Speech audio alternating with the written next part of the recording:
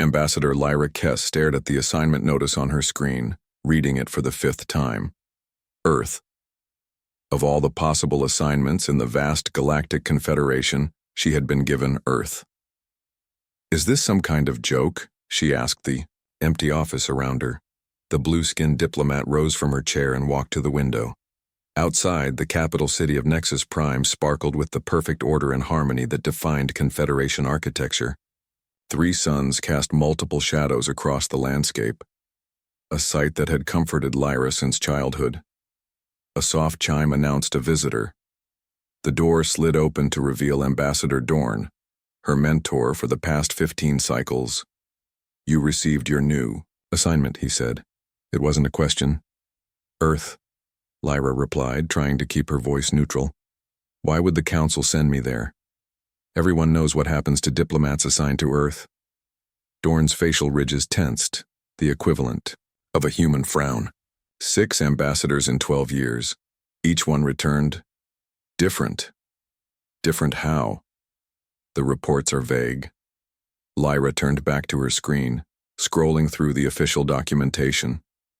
"All I see are standard diplomatic accounts, resource exchanges, cultural observation notes. Nothing unusual." "The reports don't tell the whole story," Dorn said quietly.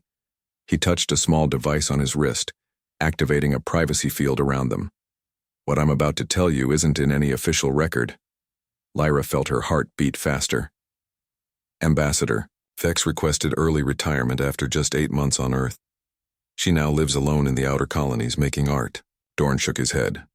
Ambassador Krill abandoned his family business and traditions to become a musician. Ambassador Pell resigned to join a humanitarian mission on Rigel 9. "Those don't sound like diplomatic failures," Lyra noted. "Just personal changes." "That's just it. They all completed their missions. The trade agreements, the cultural exchange programs, all successful. But they returned as different people. Some refused to discuss their experiences at all." Dorn paused. "The Council is concerned. Earth is a Class 3 developing civilization. They shouldn't have this effect on experienced diplomats." Lyra sat down again, thinking. Earth humans were known throughout the Confederation as an oddity, a young species that had developed faster than expected but hadn't destroyed themselves. In the process, their technology was primitive compared to Confederation standards but advancing quickly. "I've studied Earth culture extensively," she said. "Their art, literature, political systems. I'm prepared." Dorn made a sound that might have been a laugh. "No one is prepared for Earth, Lyra, that's the point. The Council is sending you because of your record. You've never failed an assignment." "And I won't fail this one," she said, firmly. "I believe you'll complete the mission parameters." Dorn moved toward the door, then stopped. "But I also believe you won't return as the same Lyra Kess who leaves." After he left, Lyra pulled up the personal notes from previous Earth ambassadors. She had to use her highest security clearance to access them. What she found troubled her. Ambassador Pell. "The humans have a saying, to walk a mile in another's shoes. I never understood it until now." Ambassador Vex. "How can a species so young see so much? They live such brief lives but feel everything so deeply." Ambassador Krill in his final report. "We have been measuring advancement all wrong." Lyra closed the files and began packing. Outside her window, the 3 suns of Nexus Prime were setting, casting long, orderly shadows across the city. In 2 days she would leave this perfect order for Earth, a chaotic planet with 1 sun and billions of humans living their brief, intense lives. She felt a strange sensation in her chest. Was it fear? Anticipation? Whatever awaited her on Earth, Lyra Kess was determined to complete her mission without being changed by it. She had no idea how impossible that would prove to be. Lyra Kess stepped out of the diplomatic transport onto Earth's orbital station. The air smelled different here. Less filtered, more varied. After 2 weeks in space, the slight pull of the station's artificial gravity felt strange to her legs. A human male waited for her at the end of the arrival hall. He wore what Lyra recognized as a formal Earth suit, but his tie hung loose around his neck and his sleeves were rolled up to his elbows. This casual modification of formal attire confused her. The man was either unaware of proper protocol or deliberately ignoring it. "Ambassador Kess, welcome to Earth Space," he said with a wide smile. "I'm Jack Miller, your liaison from the State Department." Lyra gave the formal Confederation greeting, touching her fingertips to her forehead and then extending her hand. "I am honored to represent the Galactic Confederation to your world, Liaison Miller." Jack laughed and took her hand, shaking it firmly. "Just Jack is fine. We don't stand on ceremony much around here." Lyra blinked twice, trying to adapt to this breach of diplomatic norms. According to her training, human diplomatic contact should begin with at least 6 formal exchanges before moving to personal names. "I've arranged the standard welcome ceremony for tomorrow morning," Jack continued, guiding her toward the station's transport hub. "All the important officials will be there, lots of speeches, the usual boring stuff." "I look forward to the proper protocols," Lyra said stiffly. Jack stopped walking and looked at her directly. His eyes were brown with small green flecks. Detail Lyra found herself noticing despite her diplomatic training to focus on words, not physical features. "Here's a suggestion," he said. "Why don't we skip the official welcome tonight, and I take you down to the surface for a real introduction to Earth? You can see what humans are actually like, not just how we act in front of cameras." Lyra hesitated. "That would be highly irregular." "Exactly," Jack grinned. "And that's why every ambassador before you left Earth different than when they arrived. They learned that irregular is where the truth is." Something in his words echoed the cryptic notes from her predecessors. Lyra made a quick decision. "Very well. A preliminary cultural observation might provide context for tomorrow's formal events." "Great." Jack's enthusiasm seemed genuine. "I've got a shuttle standing by. We'll head down to New Orleans. You're in luck. It's Mardi Gras." "Mardi Gras?" Lyra accessed her memory implant. "A religious observance preceding a fasting period?" Jack laughed again. "That's technically correct and completely wrong at the same time, you'll see." The shuttle ride to Earth was smooth but loud. Jack spoke constantly, pointing out features of the planet as they descended. Lyra tried to maintain professional distance, but found herself drawn into his enthusiasm. When the shuttle broke through the clouds, she gasped despite herself. The lights of a city spread below them like a constellation fallen to Earth. They landed on a rooftop pad, and the moment the door opened, Lyra's senses were overwhelmed. Music, loud with competing rhythms, poured in from every direction. Smells she couldn't identify filled the air, and colors, bright, clashing colors everywhere. "Come on," Jack said, taking her arm. "Let's join the parade." Lyra wanted to protest, to retreat to the safety of diplomatic quarters and prepared statements. But Jack was already leading her downstairs and into the street. The crowd swallowed them immediately. Humans of all ages and appearances danced, sang, and celebrated around them. Many wore elaborate costumes and masks. Some threw small objects, to others who jumped and shouted to catch them. "What is the purpose of this?" Lyra shouted over the noise. "Joy," Jack shouted back. "The purpose is joy." Lyra's training had never prepared her for this answer. As the crowd carried them forward, a woman placed a string of colorful beads around Lyra's neck and kissed her blue cheek. "Welcome to Earth, honey," the woman called as she danced away. Lyra touched her cheek in shock. Jack laughed at her expression. "Stop thinking like a diplomat for one night," he said. "Stop analyzing. Stop recording. Just experience." As the music swelled around them, Lyra realized this was exactly what had happened to her predecessors. Earth didn't just present itself for diplomatic observation, it demanded participation. 2 weeks after the Mardi Gras night, Lyra sat in a small airplane beside Jack. Her formal diplomatic schedule had been pushed aside for what Jack called the real Earth tour. Today they were flying to their 4th destination. "Where are we going now?" Lyra asked, looking out the window at clouds below them. "Japan," Jack said. "Specifically Kyoto. After the noise of New Orleans and New York, I think you need to see Earth's quiet side." Lyra nodded. She had given up questioning Jack's unusual approach to diplomacy. Her reports back to the Confederation had become shorter, less detailed. How could she explain the feeling of dancing in the rain in Times Square, or the taste of hot dogs from a street vendor? These experiences didn't fit into diplomatic categories. The plane landed in Kyoto as evening fell. Unlike the bright chaos of their previous stops, this city felt calm, organized. Jack took her to a small temple surrounded by gardens. "This place has been here for over 500 years," he explained as they walked along stone paths between carefully shaped trees. "Only 500? Lyra said without thinking.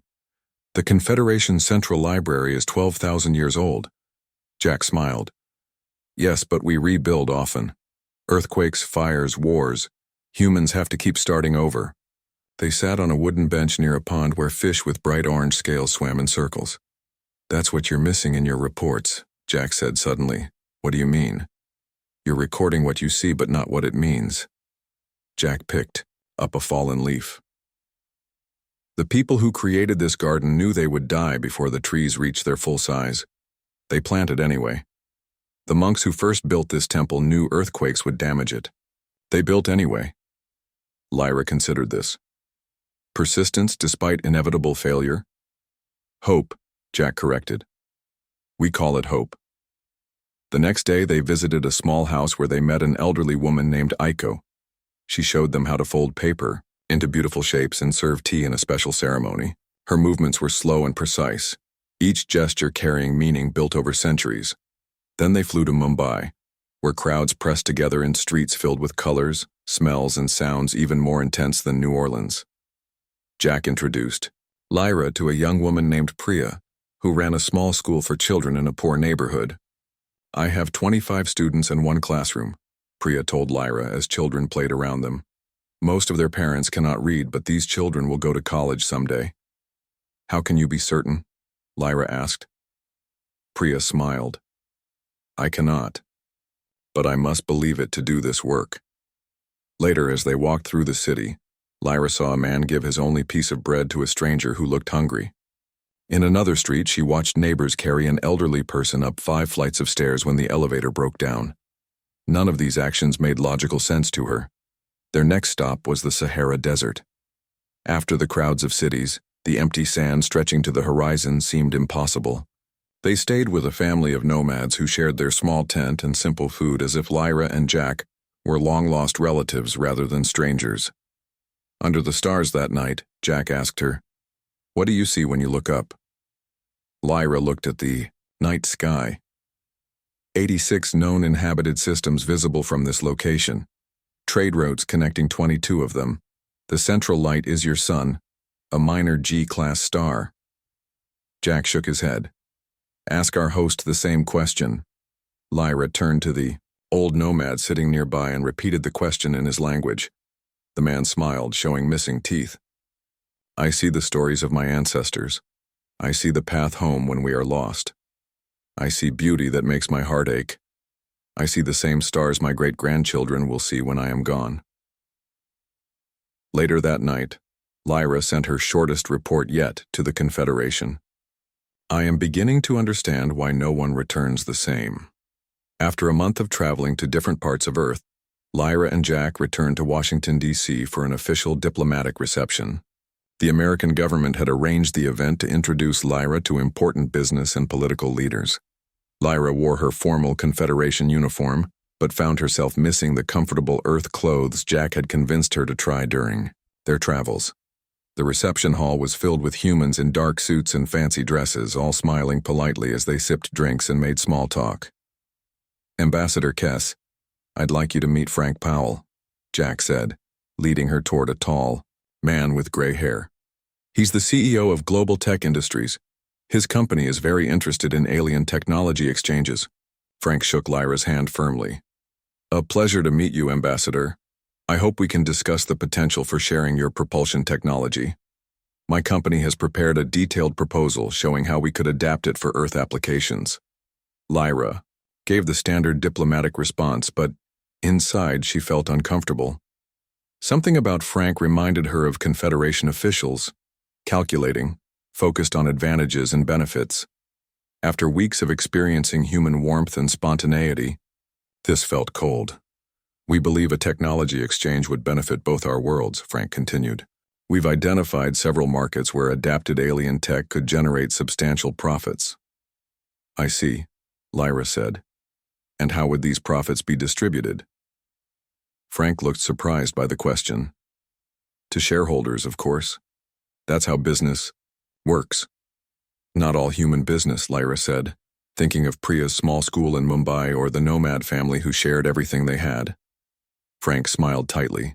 Those are charities, Ambassador. Nice gestures, but not how real progress happens. After Frank moved on to speak with someone else, Lyra turned to Jack. Is he right? Is that how most humans think? Jack looked thoughtful.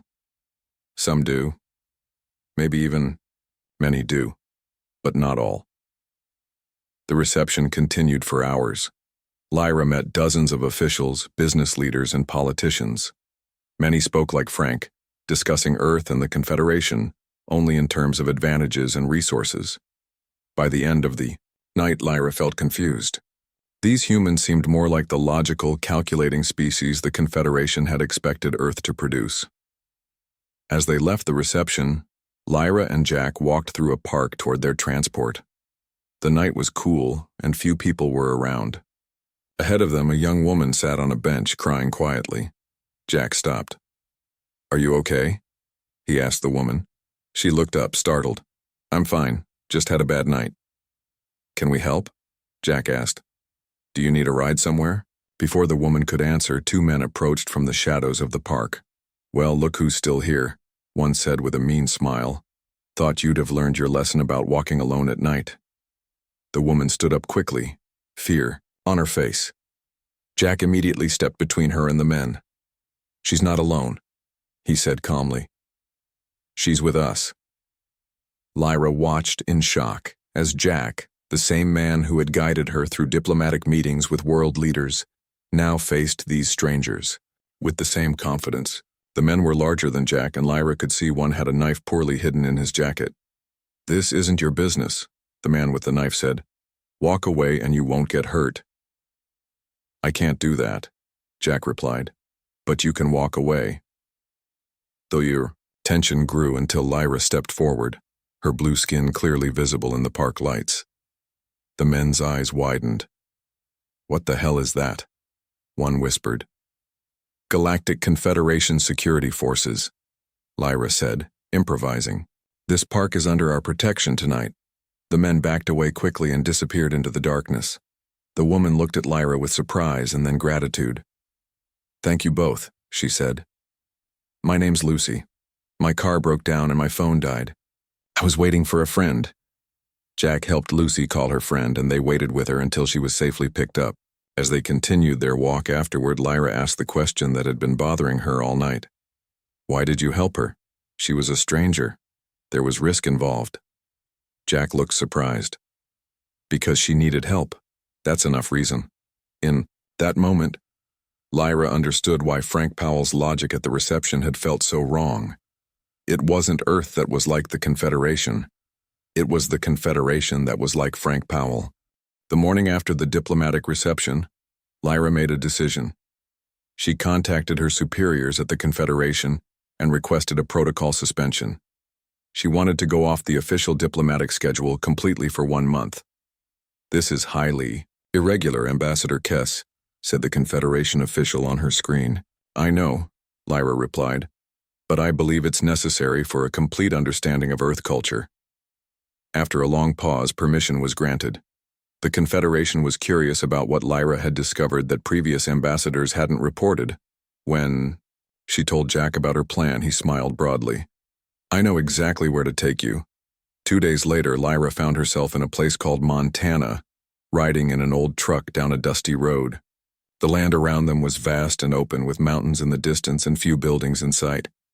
Where are we going? Lyra asked. My home, Jack said simply. My family has a ranch here, has for 4 generations.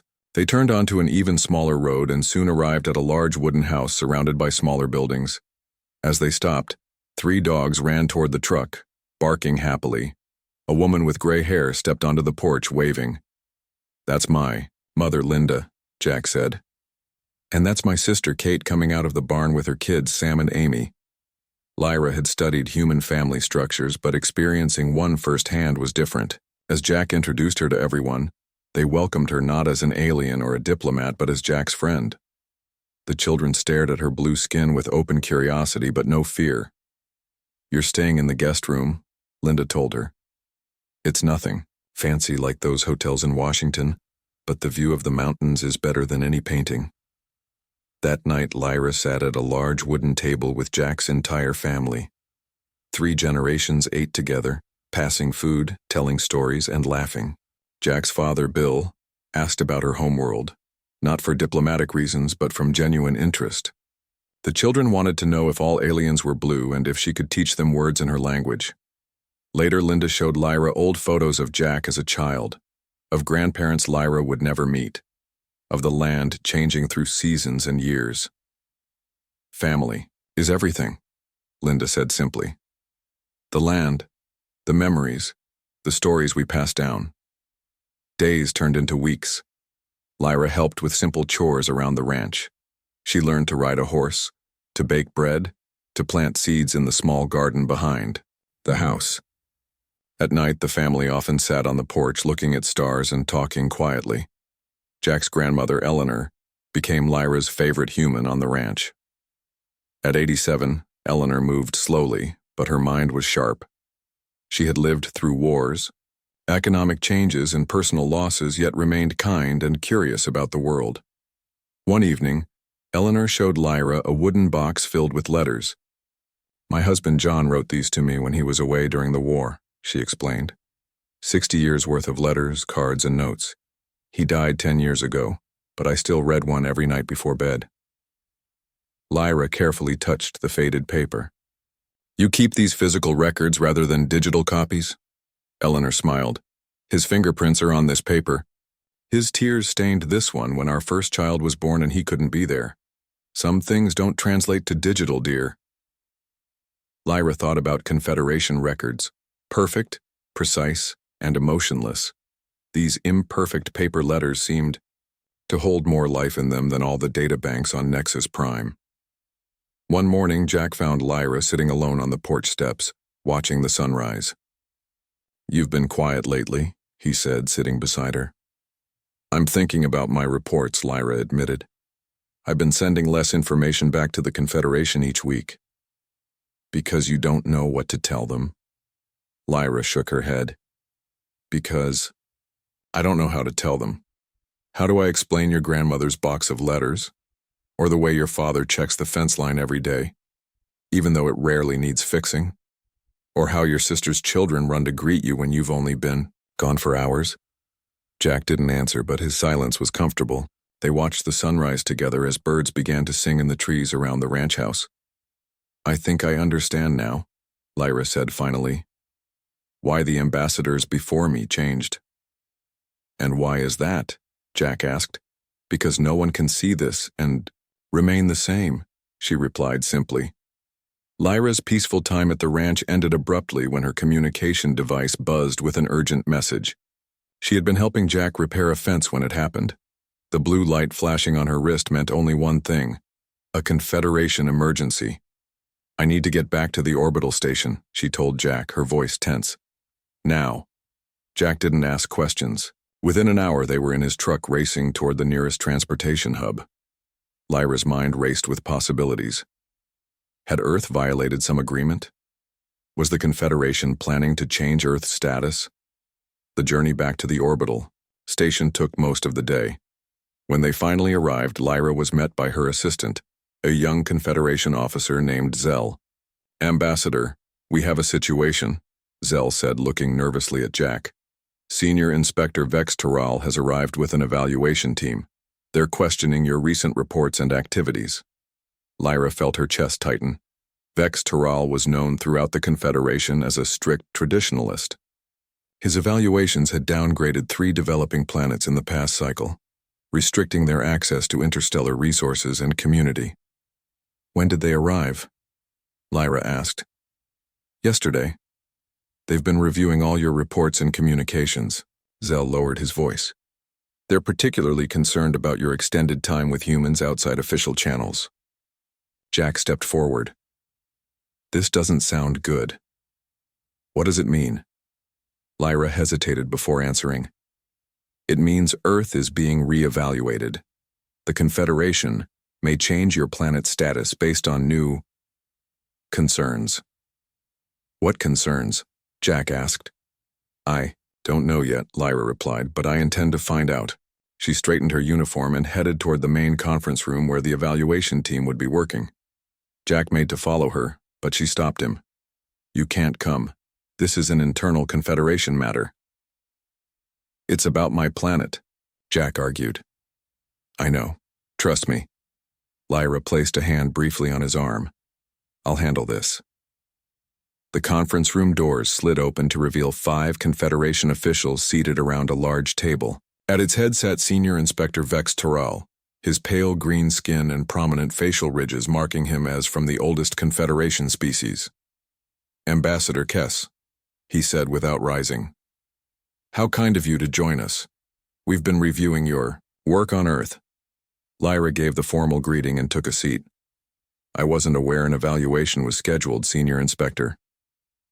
Evaluations are not always scheduled, especially when concerns arise. Vex tapped a screen in front of him. Your reports have become increasingly personal, less analytical, some might say emotional. I've been immersing myself in human culture to gain deeper understanding, Lyra explained. Yes, we've noticed. Vex's tone made the words sound like an accusation. Let me be direct, Ambassador. The evaluation team has identified troubling patterns in human behavior that your reports have failed to highlight. Lyra kept her face calm. What patterns? Vex gestured, and images appeared on the room's main screen. Humans fighting in wars, protests turning violent, environmental destruction. Humans display dangerous levels of emotional volatility, Vex said. They form attachments that override logical decisions. They sacrifice resources for sentimental reasons. They take risks for strangers based on emotional responses rather than calculated benefit. Those are also their strengths, Lyra countered. They are dangerous qualities in the galactic community, another official added. Unpredictable species threaten stability. Vex leaned forward. We are recommending Earth's status be downgraded to Class 4, restricting their access to Confederation knowledge and resources until they demonstrate more rational behavior patterns. Lyra stood suddenly. That would set Earth's development back generations. They're not a threat. They're different, yes, but that difference has value. Your emotional response proves our point, Ambassador Kess, Vex said coldly. You've been contaminated by human irrationality. We will be assigning a new ambassador after this evaluation concludes. Lyra realized in that moment how much she had indeed changed. 6 months ago, she would have accepted the Confederation's judgment without question. Now she saw the arrogance in their assumptions, the narrowness of their view. Before you make your final decision, she said carefully, I request permission to present additional evidence about human nature. Vex looked annoyed but nodded. You have until tomorrow morning, though I doubt anything will change our assessment. As Lyra left the conference room, she knew what she had to do. Something no Confederation diplomat would ever consider. She had to smuggle Jack onto the evaluation ship to speak directly to the committee. This is crazy, Jack said as Lyra helped him into a Confederation service uniform. Won't they recognize I'm human right away? Not if we move quickly, Lyra replied. The evaluation ship has hundreds of service staff from 30 different species. If you keep your head down and stay close to me, we can get to the main chamber before anyone notices. They were in Lyra's private quarters on the orbital station. She had spent the last 2 hours planning how to get Jack in front of the evaluation committee. It was against every Confederation protocol, which was exactly why it might work. What happens if we get caught? Jack asked. I lose my position. You get sent back to Earth. Lyra adjusted his uniform collar. And Earth gets downgraded without a chance to speak for itself. Jack nodded. Then let's not get caught. Using Lyra's diplomatic access codes, they boarded the evaluation ship through a service entrance. They passed several Confederation workers in the corridors, but no one questioned them. Lyra led Jack through less used passages until they reached the back entrance to the main evaluation chamber. "Wait here," she whispered. "When I signal you, come in and speak. Just be yourself, Jack. Tell them about humanity the way you showed me." Lyra entered the chamber where Vex Terrell and his team were already seated, reviewing data on their screens. "Ambassador Kess," Vex said coldly, "you have 10 minutes to present your additional evidence." Lyra took a deep breath. "Senior Inspector, esteemed committee members, I wish to present not my own observations but a direct testimony. I believe the best way to understand humans is to hear from one directly." Before Vex could object, Lyra pressed a button on her wrist device. The door at the back of the chamber slid open and Jack walked in. The committee members gasped. "This is outrageous." Vex stood up. "You've brought a human onto a Confederation vessel without authorization?" "I authorized it," Lyra said firmly. "As Earth's assigned ambassador, I have the right to employ local experts." "Expert on what?" one committee member asked, looking at Jack with curiosity.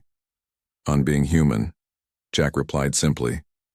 Vex started to protest, but another committee member raised a hand. "I'm curious. Let's hear what the human has to say." Jack stepped forward. He didn't look at the data screens or refer to any notes.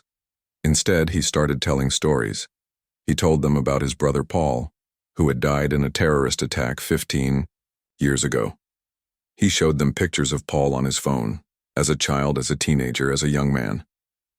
"After Paul died, I had a choice," Jack explained. "I could be angry and seek revenge, or I could try to build connections between different people and cultures. That's why I became a diplomat." The committee members watched silently as Jack continued. He showed them music videos from Earth, a symphony orchestra, a child's choir singing, teenagers dancing in the streets. He showed them paintings and sculptures made by human artists. "We create because we feel," Jack said. "We feel deeply, yes.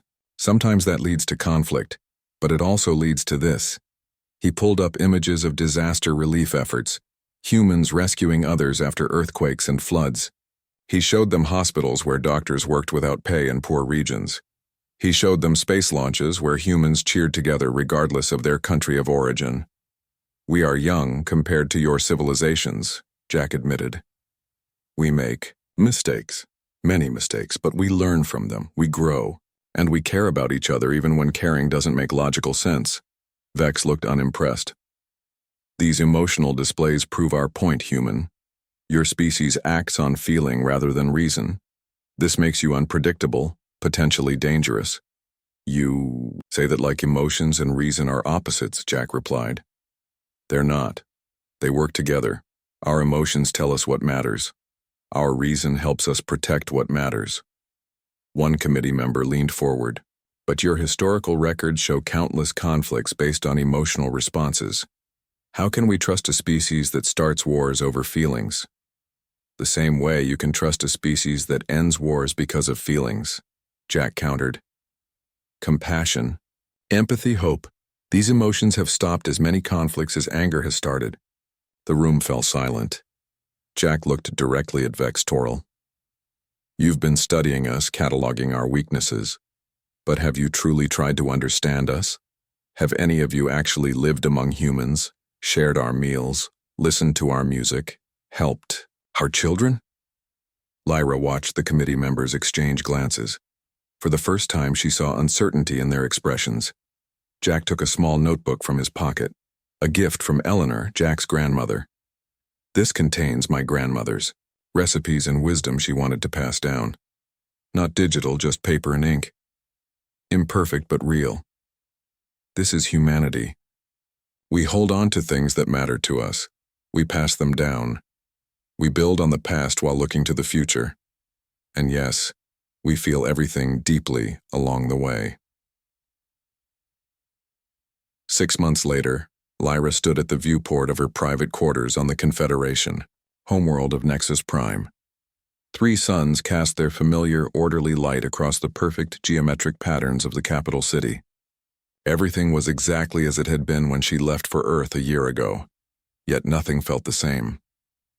Her desk chimed, indicating an incoming communication. The serious face of Ambassador Dorn, her former mentor, appeared on the screen. "The Council has reviewed your final report on Earth," he said without greeting. "They've made their decision." Lyra nodded, keeping her face neutral despite the nervous flutter in her chest. "And? Earth remains a Class 3 civilization with full diplomatic rights," Dorn said. "However, they've created a new classification addendum. Complex Integration Species. This designation acknowledges that some developing planets may follow different evolutionary paths than the Confederation's standard model." Relief washed over Lyra. "So the evaluation team's recommendation was rejected?" "Not rejected. Transformed." Dorn's expression softened slightly. "Your human friend's presentation made quite an impression. 3 committee members requested Earth, assignments to conduct their own cultural immersion studies." Lyra smiled at the thought of rigid Confederation officials experiencing Mardi Gras or sitting at Jack's family dinner table. "There's more," Dorn continued. "The Council has reviewed your request for reassignment." Lyra's smile faded.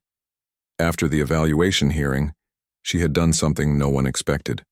She had asked to be removed from the Earth assignment and placed somewhere else in the diplomatic corps. "They've granted your request," Dorn said. "You'll be transferred to the Cultural Exchange Division effective immediately. You're the 7th consecutive ambassador who could not continue normal duties after serving on Earth." After ending the call, Lyra opened a small wooden box on her desk, a parting gift from Jack. Inside was a handwritten journal with blank pages. On the first page, Jack had written, "For the story you haven't told yet." Lyra picked up a pen, an ancient human writing tool Jack had taught her to use. She began to write her private thoughts, the ones that hadn't fit into any official report. "I finally understand why no diplomat returns the same after visiting Earth. It isn't that Earth changes you. It's that Earth reveals you to yourself. Humans live such brief lives compared to Confederation species. Perhaps this is why they feel everything so deeply. They don't have centuries to contemplate decisions or gradual changes. They must live fully in each moment because their moments are so few. They contain contradictions that the Confederation finds impossible. Hope within despair, love within grief, celebration within struggle. Where we see opposing forces that must be resolved, humans somehow hold these opposites together, creating something new from the tension between them. This is why we return changed.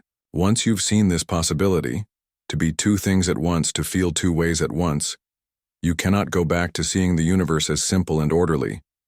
I could not remain Earth's ambassador because I no longer know if I represent the Confederation to Earth or Earth to the Confederation. I have become a bridge between worlds belonging fully to neither." Lyra paused in her writing as a memory surfaced. She was sitting on the porch of Jack's family ranch, watching one of Earth's spectacular sunsets with his grandmother Eleanor. "What, will you tell them when you go back?" Eleanor had asked. "About us humans, I mean." Lyra had considered the question carefully. "The truth, I think, that you're complicated." Eleanor had laughed. "That's a diplomatic way of saying we're a mess." "No," Lyra had replied. "It's a truthful way of saying you're alive. Truly alive." Now, sitting in her perfect Confederation apartment with its perfect view of the perfect city, Lyra understood what she had really meant.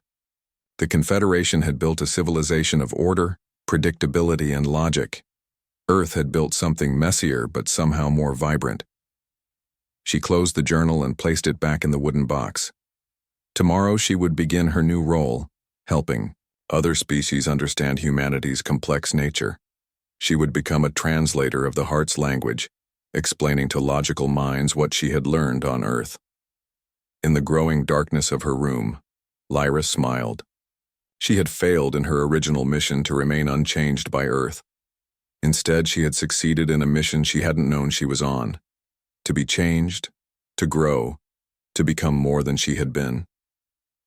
Outside her window, the 3 suns of Nexus Prime set in their predictable pattern. But Lyra now saw the beauty in their light in a way she never had before.